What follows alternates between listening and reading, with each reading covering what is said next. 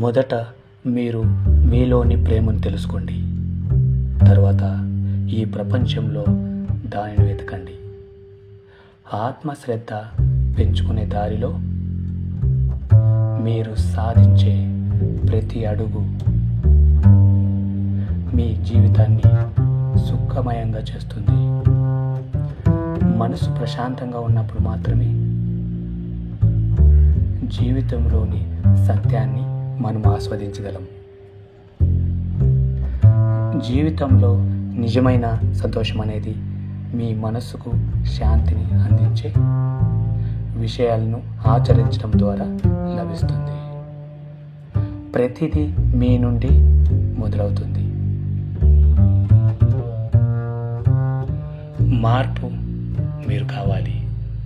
ప్రపంచం కాదనుకుంటే ఆ మార్పును మీరు నేర్పాలి.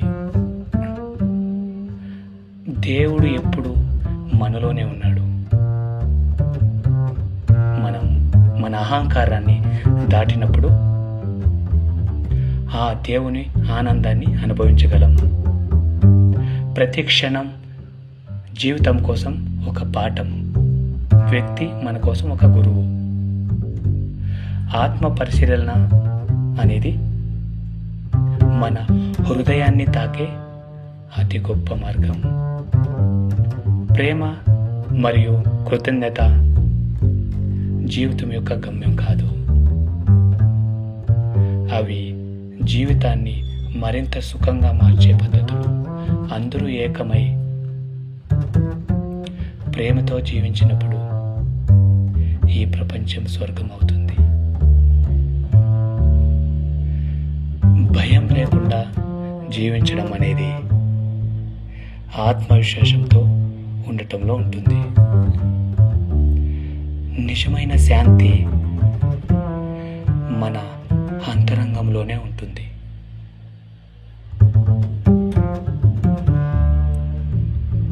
దానిని బయట ఎక్కడా వెతకవలసిన అవసరం లేదు.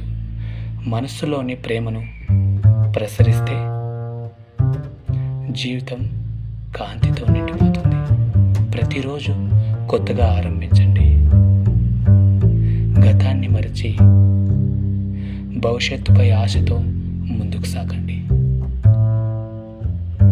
నమ్మకం అన్నది మనకే కాకుండా మన చుట్టూ ఉన్న వారికి సంతోషాన్ని అందిస్తుంది.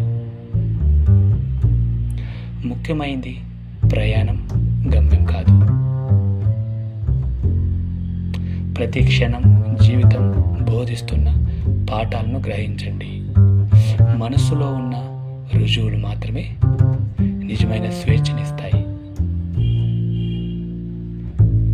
అసలైన ప్రేమ స్వార్థరహితంగా ఉంటుంది. అది ఎలా ఉన్నప్పటికీ ఆనందాన్ని పంచుతుంది. మీరు చూసే ప్రతి వ్యక్తి మీ జీవితంలో ఒక పాఠం నేర్పుతాడు. ప్రేమ అనేది మీ ఆత్మను ఆనందింపజేస్తుంది. అదే సమయంలో జీవితం యొక్క పరమార్థాన్ని మీకు తెలియజేస్తుంది. ప్రేమ అనేది మనం ఇవ్వగలిగిన అతి పెద్ద బహుమతి. అది మనలోనే ప్రారంభమవుతుంది. మన సమస్యలన్నీ మన మనస్సులోనే ఉన్నాయి. సమాధానాలు కూడా మన మనసులోనే ఉంటాయి. మనుషుల మధ్య అంతరం పోగొట్టాలంటే ప్రేమ మరియు క్షమాభావం నిండిన హృదయం కావాలి. మీ శక్తిని బాధలపై కాకుండా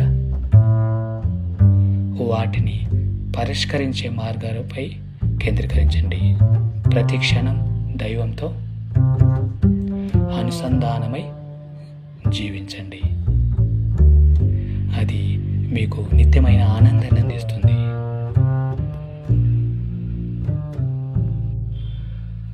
మానవ సంబంధాలు మనసులోనే స్వేచ్ఛతను అద్దిపడతాయి.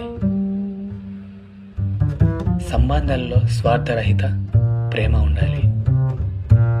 జీవితంలో సింప్లిసిటీ నేర్చుకుంటే మీరు ఆనందం కలిగించే వ్యక్తి అవుతారు. భయాన్ని అధిగమించడంలోనే నిజమైన సాహసం ఉంటుంది. ఆ భయం మీ ఉనికిని నిర్వచించకుండా ఉండండి. మన లోపల ఏ సంతోషం లేనప్పుడు అది మాయా ప్రపంచం కాదు, అది మన అవగాహన లోపమే. దేవుణ్ణి మన హృదయంలో చూడగలిగితే